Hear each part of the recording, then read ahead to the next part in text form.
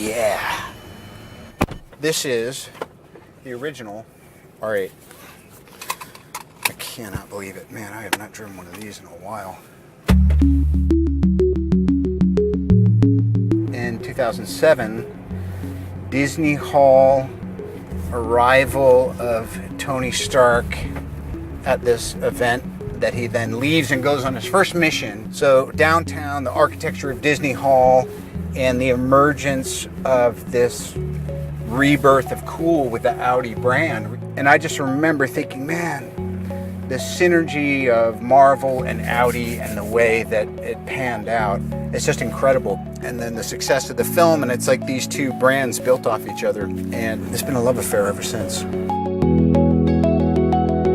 now the e-tron GT, which promises to be the most exciting electric vehicle in history. And we're gonna get a glimpse at that. And I'm gonna talk to the guy. I'm gonna pick his Teutonic brain.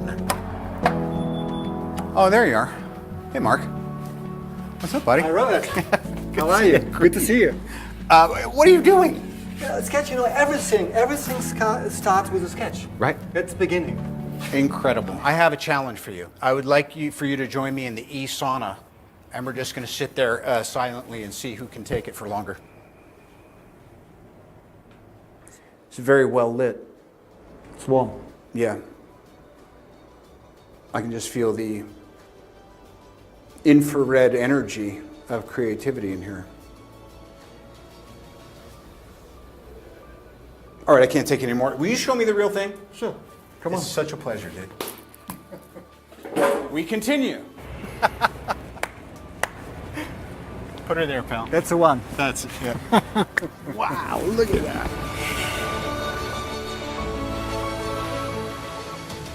It seems really intuitive. It is. And really sporty. You know I need to drive it, right? Sure. You have driven it already. Well, I mean, as Tony Stark in Avengers 4, out in theaters spring 2019 I did, but this is us now, buddy. That looks like on. That looks like that. Whoo-wee, baby. Hoo-hoo! Hey everybody, it's Charlie. I got a lot of requests to do a video for this new Avengers Endgame Audi commercial that Robert Downey Jr. did. So this is just part of the larger integration that Marvel does with Audi going back to the first Iron Man film. So he does this for most of the big movies that he's featured in because, Audi did the integration with Marvel originally, so they signed a long-term deal. So Audi became Iron Man's car. So every time Iron Man would appear in a new movie with a brand new car that Audi wanted to hype up, they would do some special featurette like this. But there's also some questions about him driving the new e-tron during Avengers 4 because the last we saw him in the trailer, he was stuck in outer space with Nebula on the Guardian ship. So no worries, we'll break it down, and there's a new round of that IMAX ticket giveaway. All you have to do to enter is be a subscriber and leave your favorite Marvel commercial like this on the video, like your favorite funny ad. They did one with Tom Holland back during Spider-Man Homecoming, like a special ad hyping up Audi, but because it was Homecoming and he was 16, they used the driver's exam to do that. But that's basically what it was. It was an Audi ad for their brand new car. Spider-Man steals Flash Thompson's car later in the movie. It's an Audi TT. Happy Hogan drives an Audi A8, and they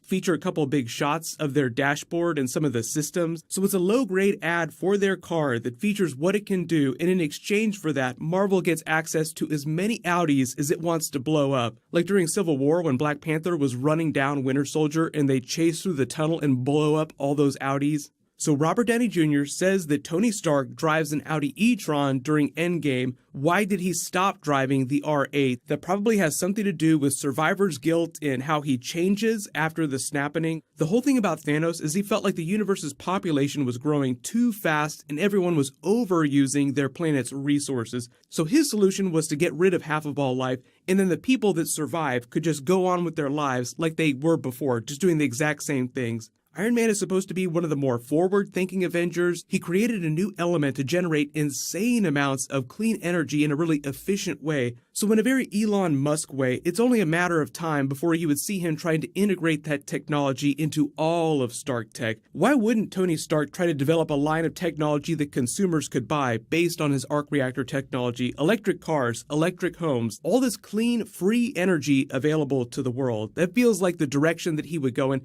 We don't know exactly what he's going to be like when he gets back, but we do know that he is completely broken. So I have a feeling that when the car is featured in the movie with Tony Stark, yes, it's in the future after he gets back, so it's probably just a really short, upbeat moment in the film. So even though he's really broken, I think the thing that will catalyze him is when Ant-Man shows up with the quantum technology and they start to figure out a plan for how to save the universe. So even though everyone feels like Thor looks guilt-ridden and really pissed off, obviously that's not going to last for the entire film because that would be a huge bummer. So that's why I think all that trailer footage that they presented for us is just from the first little bit of the film before they figure out what's going on. Like Cap says, I don't know what I'm going to do if this doesn't work. Their plan to use quantum energy will probably start working, and that's when the film's pace will start to pick up. So the other big question though then is how does Tony Stark get back to planet Earth? I've seen a couple new theories since the trailer's been out for a couple weeks, and I've seen a lot of you have questions about what's going on with Pepper Potts and her rescue armor.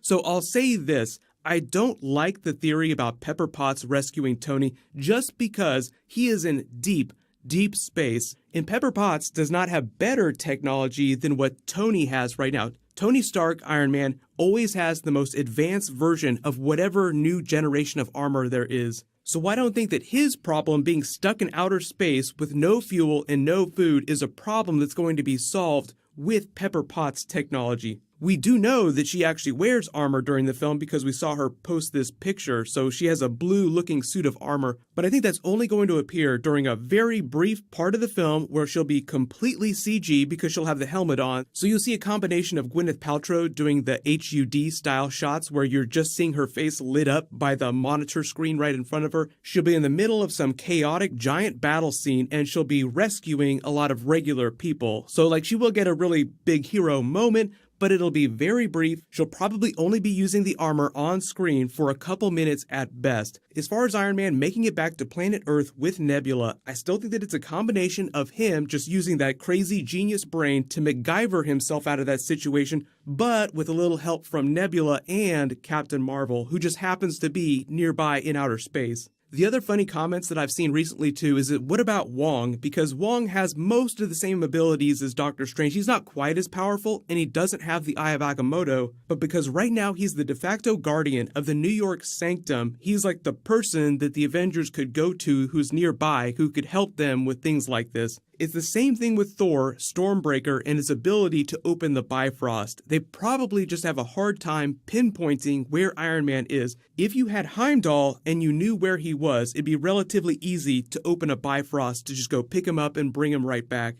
What a coincidence that we lose Heimdall right before one of our major Avengers gets lost in outer space. I suppose you could also say that Wong's power only goes so far, like he could not open a wormhole to say like Sakaar, which is on the other end of the universe. So I know a lot of you have also started asking about the Doctor Strange sequel, which they finally confirmed. Scott Derrickson is coming back, but they don't have a screenwriter yet, so we don't know exactly when that movie is going to drop, but it's looking like May 2021. So it's still a couple years away. Don't worry, I'll do more videos about Phase 4 movies when they start to make more announcements. But let me know in the comments, how do you think that Iron Man gets back to planet Earth? There's a whole bunch of new stuff that just dropped. There might be a Dark Crystal trailer tomorrow if you're a big fan of the Dark Crystal, so I'll try to get videos out for everything. I'll name a new giveaway winner when I post new Marvel too. Click here to rewatch the Avengers Endgame trailer a billion more times, and click here for a brand new Game of Thrones Season 8 promo. Thank you so much for watching. Everybody stay awesome. I'll see you guys tonight.